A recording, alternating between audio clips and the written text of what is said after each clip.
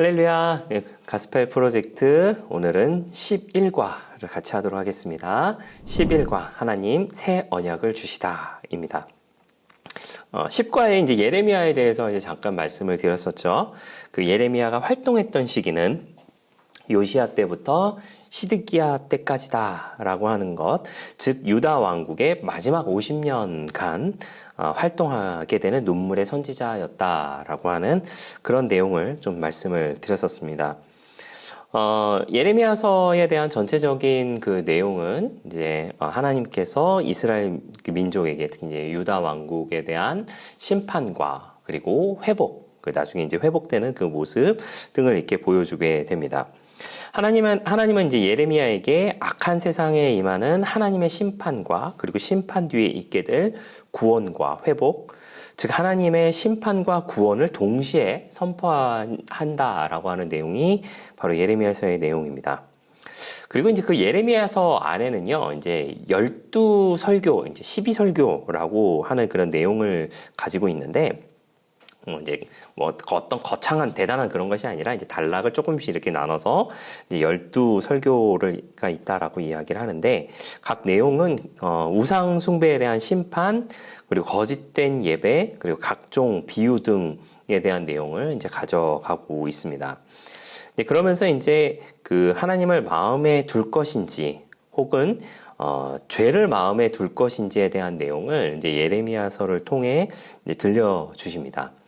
이제 오늘은 이제 11과를 통하여서 이제 어떤 마음을 가지며 살아가야 하는지에 대해서 한번 좀 나눠보고자 합니다. 첫 번째로는요, 죄가 새겨져 있는 마음의 문제입니다.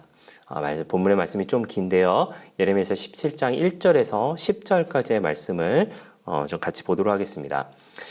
유다의 죄는 금강석 끝 철필로 기록되되 그들의 마음판과 그들의 제단 뿔에 새겨졌거늘 그들의 자녀가 높은 언덕 위 푸른 나무 곁에 있는 그 제단들과 아세라들을 생각하도다. 들에 있는 나의 산아 내 온 영토의 죄로 말미암아 내가 내 재산과 내 모든 보물과 산당들로 노략을 당하게 하리니 내가 내게 준 내 기업에서 내 손을 뗄 것이며 또 내가 너로 하여금 너의 알지 못하는 땅에서 내 원수를 섬기게 하리니 이는 너희가 내 노를 맹렬하게 하여 영원히 타는 불을 일으켰음이라. 야훼께서 이와 같이 말씀하시니라. 무릇 사람을 믿으며 육신으로 그의 힘을 삼고 마음이 야훼에게서 떠난 그 사람은 저주를 받을 것이라. 그의 사막의 떨기 같아서 좋은 일이 오는 것을 보지 못하고 광야 간주한 곳 건건한 땅 사람이 살지 않는 땅에 살리라. 그러나 무릇 야훼를 의지하며 야훼를 의뢰하는 그 사람은 복을 받을 것이라. 그는 물가에 심어진 나무가 그 뿌리를 강변에 뻗치고 더위가 올지라도 두려워하지 아니하며 그 잎이 청청하며 가무는 해에도 걱정이 없고 결실이 그치지 아니함 같으리라. 만물보다 거짓되고 심히 부패한 것은 마음이라. 누가 능히 이를 알리오마는 나 야훼는 심장을 살피며 폐부를 시험하고 각각 그의 행위와 그의 행실대로 보응하나니. 아멘. 말씀드린 것처럼 이제 예레미야의 이제 각종 이제 설교 좀 나눠져 있는 단락들의 설교가 있는데 이 내용은 예레미야의 설교 중 7번째 설교의 그 일부입니다.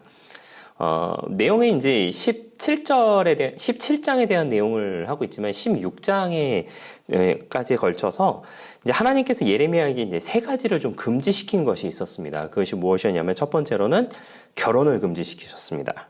그리고 두 번째로는 초상집에 가는 것을 금지시켰고요. 그리고 세 번째로는 잔치집에 가는 것을 금지시켰습니다. 각각에는 다 이유가 있는데 첫 번째 결혼을 금지시킨 이유는 백성이 죽임을 당할 때에 이제 예레미야의 처자식도 같이 그렇게 될 것이기 때문에 결혼하지 마라라고 하는 하나님의 말씀이 있었고요. 그리고 초상집에 가지 말라라고 하는 것은 유다의 모든 가정이 초상집이 될 것이다. 그렇기 때문에 초상집에 가지 마라. 어차피 모두가 초상집이 될 거니 가지 마라.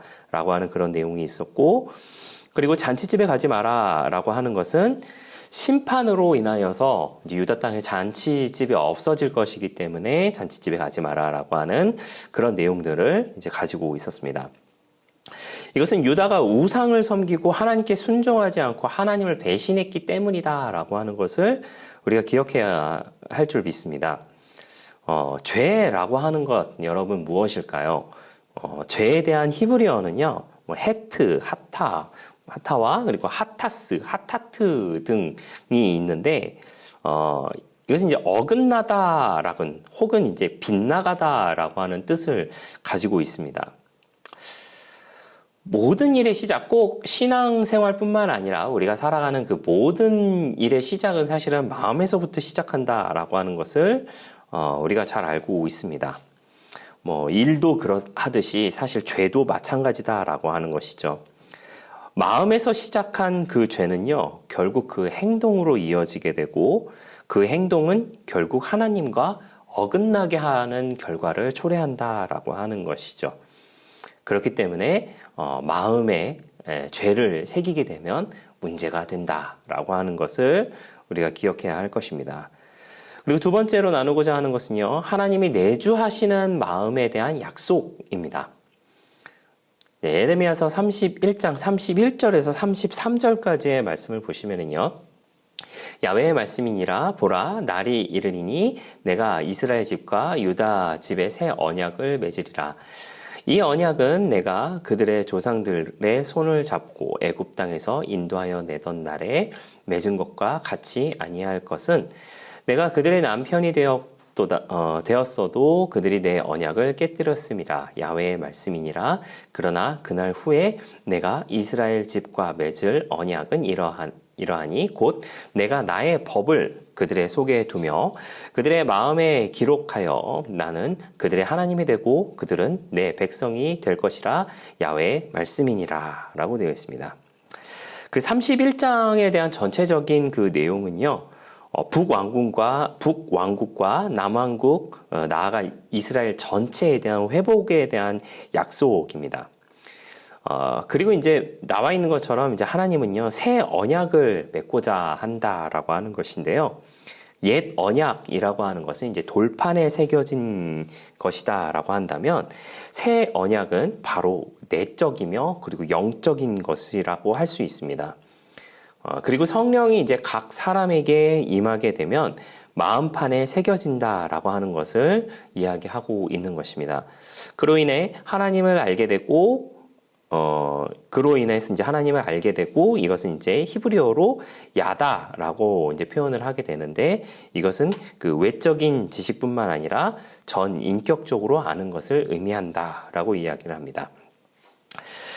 그리고 세 번째로 전하고자 하는 것은요, 하나님을 아는 마음의 특권이다 라고 하는 겁니다. 예레미야서 31장 34절 말씀해 보시면 그들이 다시는 각기 이웃과 형제를 가르쳐 이르기를 너는 야훼를 알라 하지 아니하리니 이는 작은 자로부터 큰 자까지 다 나를 알기 때문이라. 내가 그들의 악행을 사하고 다시는 그 죄를 기억하지 아니하리라. 야훼의 말씀이니라 라고 되어 있습니다. 앞서 말씀드린 것처럼 여기서 안다라고 하는 것은 이제 히브리어 야다라고 하는 말에서 온 것인데요. 야다는 외적인 지식뿐만 아니라 전 인격적으로 아는 것을 의미한다라고 합니다. 이것이 이제 조금 더 이제 다르게 이제 이야기하는 경우가 이제 종종 있는데, 이제 부부 관계에 알다라고 하는 그런 표현으로도 이런 표현을 사용한다라고 이야기해요. 즉 뭐냐면, 모든 것을 다 알 수 있는 그런 존재라고 하는 것을 사용할 때에 이 야다라고 하는 것을 이야기합니다. 그리고 그것은요, 예수님을 통한 이제 구원이다라고 말할 수 있습니다. 우리는 이제 하나님과 친밀한 관계를 맺으며 살아가도록 창조되었습니다. 그런데 여러분 어떤가요? 아담과 하와의 모습을 우리가 좀 기억해 주시기를 바랍니다. 아담과 하와는 동산에서 하나님과 거닐 정도로 굉장히 가까운 사이였습니다. 그러나 죄가 그 마음에 들어감으로 하나님과의 관계가 깨어지게 되고 결국 동산에서 쫓겨나게 되는 그런 비극을 맞이하게 되었죠. 죄란 하나님과 우리의 관계를 멀어지게 하는 것입니다. 그러기에 우리는 하나님을 더욱 알기 위해 죄를 멀리해야 하고 죄를 멀리함으로 하나님과 더욱 가까워져야 한다라고 하는 것을 기억해 주시기를 바랍니다.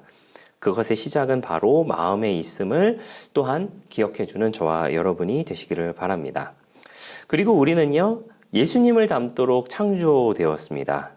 하나님을 아는 마음의 특권이라고 하는 것은요, 바로 예수님을 닮는 특권이다라고 하는 것도 기억해 주시기를 바랍니다. 결론을 좀 맺도록 하겠습니다. 우리는요, 하나님을 더욱 알아가기 위해서 노력해야 할 것입니다. 그리고 예수님을 닮아서 다른 이에게 그리고 복음을 전할 수 있는 사람이 되는 저와 여러분이 되시기를 바랍니다. 우리가 우리의 마음을 먼저 올바르게 잡아서 죄의 길에서 멀리하며 마음에 죄를 두지 않고 그 마음에 하나님을 둘 수 있는 저와 여러분 되시기를 부탁을 드리겠습니다. 이것으로 11과를 마치도록 하겠습니다. 감사합니다.